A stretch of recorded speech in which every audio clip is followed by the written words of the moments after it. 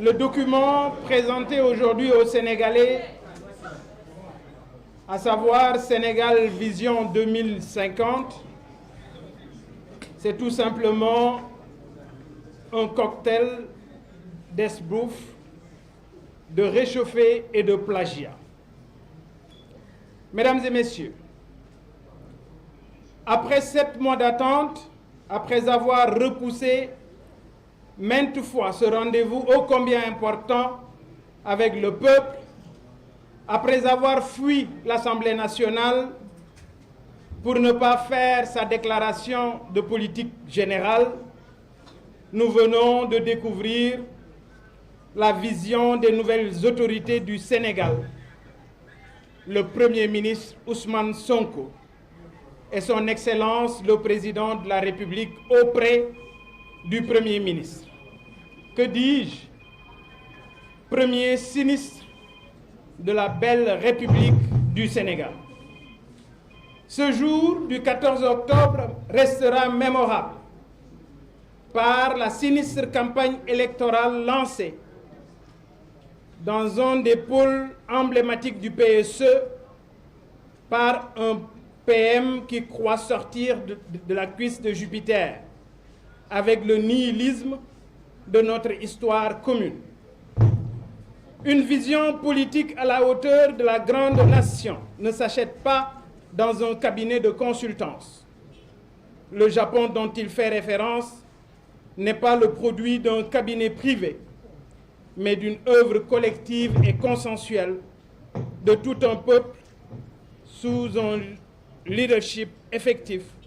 d'hommes vertueux et intègres imbus du patriotisme et des valeurs éthiques. 5 points clés auront retenu mon attention lors de cette présentation.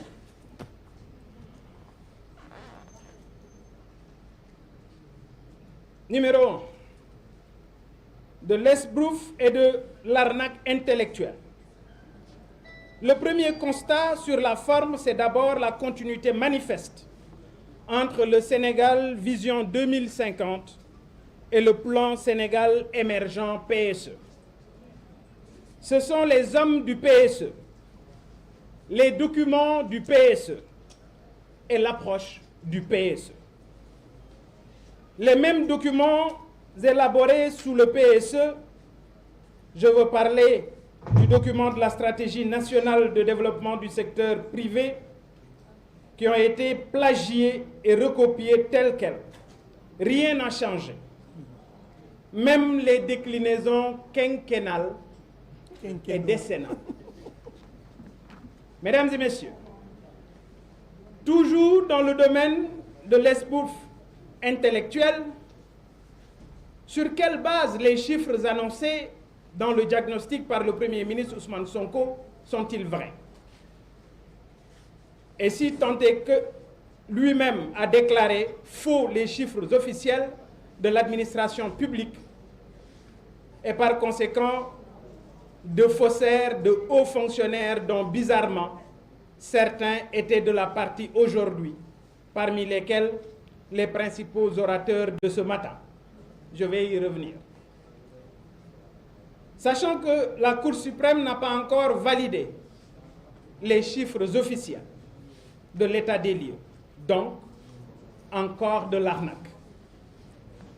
Une vision désarçonnée et décalée par rapport aux besoins réels du pays. La vision n'en est pas une, juste une litanie de vœux pieux sans colonne vertébrale, avec surtout aucun engagement clairement identifié sur les étapes clés. J'ai noté beaucoup de pétitions, de principes et de belles déclarations du genre « il n'y a qu'à, faut qu'on, il n'y a qu'à faire ceci, faut qu'on fasse cela », etc., etc. Déjà, la stratégie nationale 2025-2029 prévoit un financement d'environ 18 000 milliards de francs CFA, avec 6 000 milliards réservés au secteur privé national ce secteur privé national, pas forcément sénégalais. Sur ces engagements, savez-vous combien ont été réservés au secteur primaire, agriculture, élevage et pêche, qui emploie près de 70% des Sénégalais? Mais ce secteur primaire, vous le savez, ne contribue qu'à hauteur de 15% de notre PIB. Savez-vous combien? Mesdames, Messieurs, c'est 10%, à savoir 1800 milliards de francs CFA. Donc 70% des Sénégalais et des Sénégalaises vont encore souffrir de la vision des stagiaires. Une ponction amère pour le peuple sénégalais, comme disait l'autre du Mbaxalu Xeer. Justement, les Sénégalais vont souffrir, malheureusement. Et eux-mêmes l'ont dit. Je veux parler de nos orateurs de ce matin. Les différentes autorités ont elles-mêmes dit et proclamé officiellement la fin des subventions dans le secteur de l'énergie. Qu'est-ce que cela veut dire concrètement? C'est-à-dire dès demain, 15 octobre, avec les nouveaux compteurs Woyofal, pour ne pas dire diesel, le coût de l'électricité va inéluctablement augmenter. À côté de l'électricité, mes chers amis, l'eau aussi va augmenter. Et ceci a été confirmé officiellement dans le journal L'Enquête, dans sa livraison du 5 octobre dernier. En effet, le DG Maguette Niang a dit ceci. Les nouvelles autorités ont validé la hausse du prix de l'eau. Donc, la vision, c'est tout simplement la hausse de l'électricité, la hausse de l'eau dans les 5 prochaines années. Parlons de la relance de l'économie et de son financement par rapport au projet Sénégal 2050. La vision commence en 2025, nous a-t-on dit. Mais d'ici 2025, comment allons-nous faire pour vivre? Comment vont-ils s'y prendre pour ressusciter une économie qu'ils ont eux-mêmes tuée en l'asphyxiant? Regardez actuellement toutes les vidéos qui circulent au niveau des marchés, vides, sans clients, frappés de sinistrose actuelle. Qui a arrêté la commande publique et fermé le trésor public? C'est une question. Qui a arrêté tous les chantiers de BTP dans la capitale et dans certaines zones du pays? Comment vont-ils financer cette vision de Sénégal 2050? Eh bien, je vous le dis, de la dette, encore de la dette.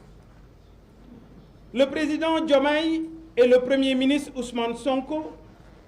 ont en effet validé en Conseil des ministres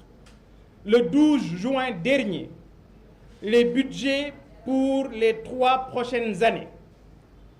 Et dans ce document, ils disent clairement qu'ils vont emprunter 8 800 milliards de francs CFA, dont 6 400 serviront à rembourser la dette. Donc, pas de stratégie de financement. Parlons de bonne gouvernance. Mesdames, Messieurs, apparemment, ce qui nous a été présenté aujourd'hui, sous les traits d'une vision, serait enraciné dans la bonne gouvernance. L'heure est grave, sinon, je me permettrai un grand fou rire, tant les faits s'ingénient à contredire les vœux pieux. Sinon, avez-vous entendu parler de l'affaire Azer, d'effrayant la chronique et si grave à tout point de vue? D'ailleurs, j'interpelle le Premier ministre Ousmane Sonko sur la disparition. 37 milliards qui se sont volatilisés. 37 milliards d'avance de démarrage du dossier Azer. L'ARCOP vous le réclame. La banque Santander vous le demande. Alors, Monsieur le Premier sinistre,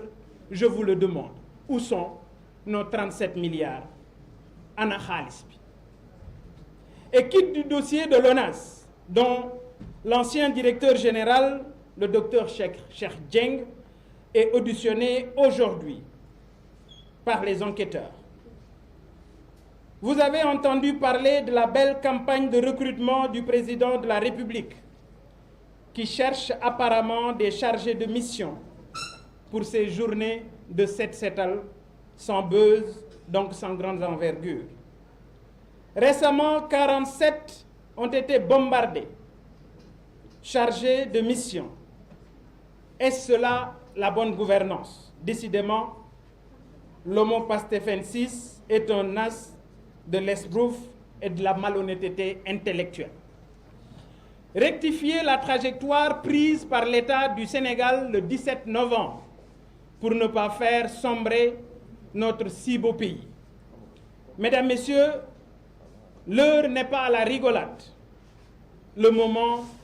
est extrêmement grave. Non seulement notre cher pays est entre des mains inexpertes, entre des mains incompétentes, mais surtout entre des mains irréfléchies. La vision de l'État pastefensis qui vient d'être présentée aux militants est le produit d'un parti politique et non des Sénégalais. L'histoire retiendra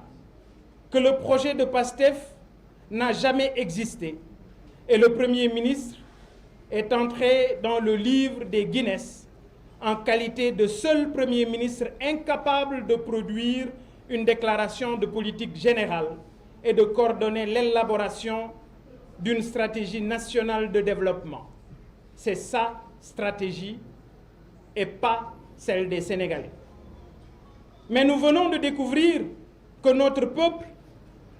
risque de beaucoup souffrir durant le règne du couple présidentiel, avec un premier sinistre et un président délégué auprès de celui-ci. Je veux m'adresser personnellement au premier sinistre Ousmane Sonko. Vous avez réussi à éviter une motion de censure, mais vous n'échapperez pas à la sanction populaire du 17 novembre prochain. Vive la coalition Sàmm Sa Kàddu qui va sauver le Sénégal. Vive notre chère patrie. Je vous remercie de votre attention. Mbokk yi maa ngi leen di gërëm di am mbégte ci jàkkaarloo bi may jàkkaarloo waat ak yéen. ñi jiite réew mi tële puusuñu paasuñu ñu leen di xaar booba ak léegi tey jii dañu dajale lenn ci gor yi ci dëkk bi ne dañu leen di wax ana fu ñu war a jëme réew mi juróom-ñaari weer ñu koy xaar juróom-ñaari weer waa jiy daw di teggi juróom-ñaari weer muy dugg ci tunnel yi juróom-ñaari weer muy waaf nanguwul def déclaration de politique générale tey jii la ñu gaaral ca Diamniadio nee ñu mooy projet boo xam ne dañu ko jënd te ka ñëw di ko présenter ab expert privé la expert privé boobu ci fàttali rek moo doon expert bi doon xalamal Macky Sall ci PSE bi mu xalamalee Macky Sall ba mu jëli jàjjam sëriñam baax na tey jii gàddu na Sonko ak Diomaye moom Victor Ndiaye li am solo mooy bisub tey bii ku ne xam na ne daanaka campagne électorale la parce que la xewoon foofu ca Diamniadio ku ne xam na ne du vision waaye ab mascarade la woon daanaka ab xumbeel gu ñu organisé waaye yéen biir na leen ne xoli réew plan buy defar réew dee su ko roccee ci ay tiroiru cabinet dégg nañu ko sax muy junj di wax waxu Japon waaye ku ne xam na ne Japon ay nit ñu xam fa ñu jëm ay nit ñu gëm seen bopp xalaat bu ñu àndandoo maase xalaat bu ñëpp joxe seen bopp moom moo tëgg tey ji doole ji réew moomu Japon am kon li wér te wóor mooy ñi ñu jàkkaarloo ci njublan la ñu nekk ci naxe mbaay la ñu nekk parce que plan bi ñu présenté tey ji seen plan la ñoom waaye li may wax rek du plan wu ñiy toltolaat du plan wu maçon yi du plan wu mécanicien yi du plan wu marchand ambulant yi waaye du plan wu menuisier yi plan boobu ñu gaaral tey jii plan la boo xam ne dañu ko tibbee te biir ne ñépp ñiy gëstu ne ci plan Macky Sall lañu ko copier muy plan Sénégal émergent dem nañu sax ba ci nañu ko pàccale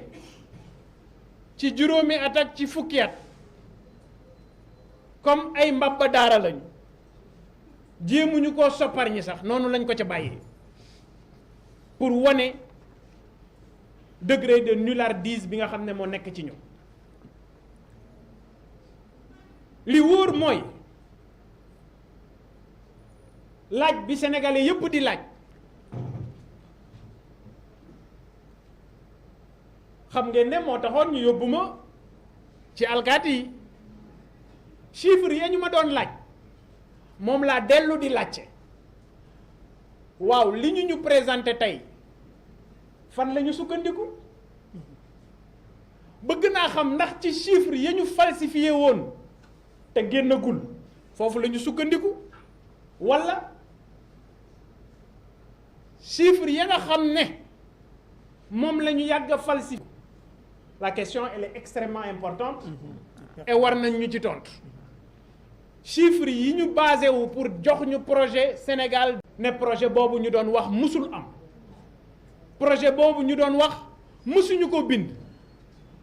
ñeenti junni cadre yi ñu doon wax ne ñooy bind projet bi yàlla xam na ne France dallu xëddeen mus naa leen yàgg naa leen wax ne leen waxi Ousmane Sonko jarul dóor sa doom tey jii biir na Sénégalais yi ne projet bi ñu présenté Sénégalais yi tey jii mu di vision Sénégal 2050 cabinet privé moom moo ko bind la preuve consultant privé moo taxaw présenté ko Sénégalais yi xanaa kay werante xuuxaan tekki tubéy mais pour wane ne Ousmane Sonko amul xam-xam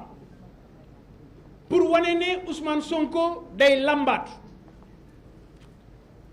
bu fekkee ne da nga am projet waaye xanaa di nga ñu wax naka nga koy financer ku dégg ci yéen nu ñu wax ne noonu la ñu koy financer kenn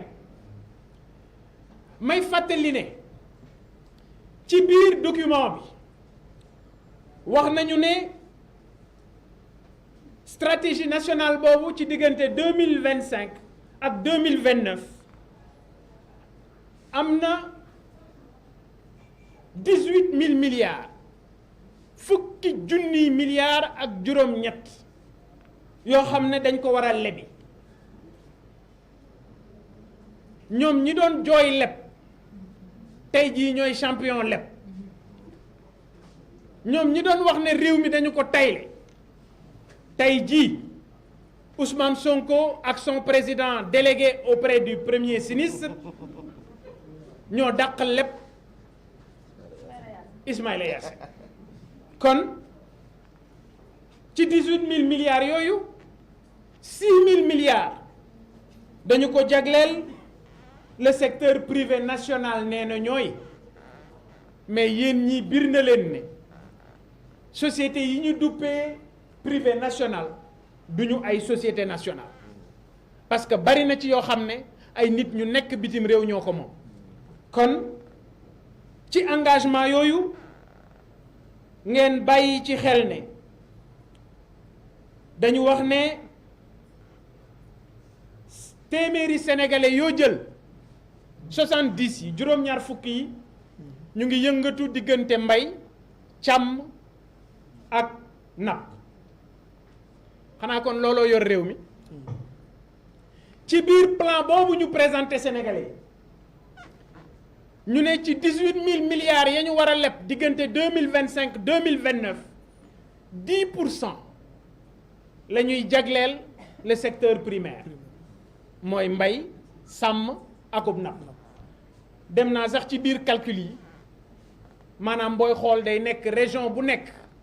42 milliards lañ fay def ci pàcc bu nekk ci ñetti at yiy ñëw kon ngeen xam ne véritablement ñi ñu jàkkaar lool ay cuune lañu dem naa sax ba gis ñu wax ay pôles territoriaux yéen ku ne ci yéen ñi xam na ne le programme Tekki novembre 2023 la ñu leen génneel programme teg ko ak ay échéanciers pôle yooyu ñuy wax bokk na ci li ñu coppatee ci yeneen programme yi parce que ñoom comme dañuy randal rek pôles territoriaux yooyu 8 pôles yi ñuy wax ci suñu biir document la ñu ko jële mais comme Sénégal moo ñu tax a jóg may nañu leen ko yëf yi dana gën a metti parce que dafa mel ni ci mbaxalu xeer la ñu jëm fi mu nekk nii Ousmane Sonko ak Bassirou Diomaye dégg ngeen ko ci biir présentation bi nee nañu on va vers une subvention ou des subventions ciblées FMI la mu d'accord ak Ousmane Sonko ak Diomaye mooy subvention yi dañ koy dakkal subvention boo ko dakkalee ci woyofal mooy woyofal bi day yokk subvention bi boo ko dakkalee ci ceeb bi mooy kilo bi day yokk subvention bi boo ko dakkalee ci diwliñ bi mooy diwliñ bi day yokk kon yéen sénégalais yi bu yoboo ngeen préparé wax nañu leen ko waxoon na ko le 26 nee na yëf yi dana gën a metti tey jii ci biir seen programme bi ñuy présenté wax nañu leen ne dañuy dem vers des subventions ciblées subventions ciblées méngoo ak li FMI bëgg FMI la mu bëgg mooy ñu rocc subvention yi maanaam woyofal bi day gën a yokk remarqué ngeen ko sax waaye dafa am leneen lu ñu ci yokk ndox mi je vous donne l'information que day yokk parce que ci journal bu ñuy wax l'enquête su ma juumut le 5 octobre bii ñu passé Maguette Niang mi jiite kërug ndox bi dafa ne njëg yi ci ndox bi danañu ko yokk te la mu ca wax dafa ne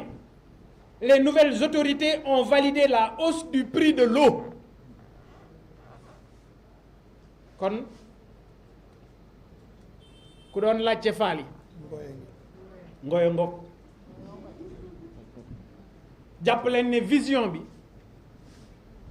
ni ñu leen ko servir hors d'œuvre bi mooy hausse du prix de l'électricité mais également hausse yokkute bi nga xam ne def nañ ko ci njëgu ndox bi ngeen xamee ko noonu ci juróomi at yi di ñëw loolu nag mën nañu ko rectifier parce que ñii fi nekk seen poche yéen la ñu yërëmul màggatum lëndëm ku ko dajut day daj boppam boroom kër buy toltolaan ku ko yërëmul day yërëm boppam gouvernement bu la yokkal ceeb yokkal la diwliñ yokkal la courant yokkal la ndox kooku dalaa bëgg rey fekkatu leen et le 17 novembre ngeen tànn coalition sàmm sa kàddu ay jeunes yu am yéene ci réew mi ay nit ñu am parcours ay nit ñu làmbaatuwul ñoo fa nekk bëgg soppar ñi xar kanamu Sénégal indi gouvernement bu bees daggkatu juuti yi nga xam ne boobaak léegi ñu ngi fii làmbaatu puusuñu paasuñu yàlla tegul kenn lu mu mënul nañ leen fi jële dañ ñu proposer tey jii ab document tudde ko bilan Sénégal 2050 ñu ne le 2025 lay commencer plan bi 2025 lay commencer waaye ñetti weer yii di ñëw ñiy toltolaan ñoom nu ñuy def waaw ñetti weer yii di ñëw économie bi nga xam ne suux na nu ñuy def ñetti weer yii di ñëw marché yi nga xam ne amatul nit ñuy jënd nu ñuy def ñetti weer yii di ñëw naka la ñuy def pour dundal suñu njaboot ñetti weer yii di ñëw naka la ñuy def pour jënd fourniture gone yi parce que am na ba tey ay élèves yu jàngiwul ndax seeni waa kër seeni wayjur amuñu lu ñu leen inscrire lan la ñuy def pour loolu la ñu def tey jii jam ñaajo mooy li may wax tout le temps dañu doon wax ne ñi fi nekkoon dañu doon nguuru di mos ak di mosale waaye tey jii ñi doon mos ñoo fi jóge la ñu doon mos ba tey mi ngi fi ñu bees ñi ñoom ñooy mos xaayaan ku dégg séeréer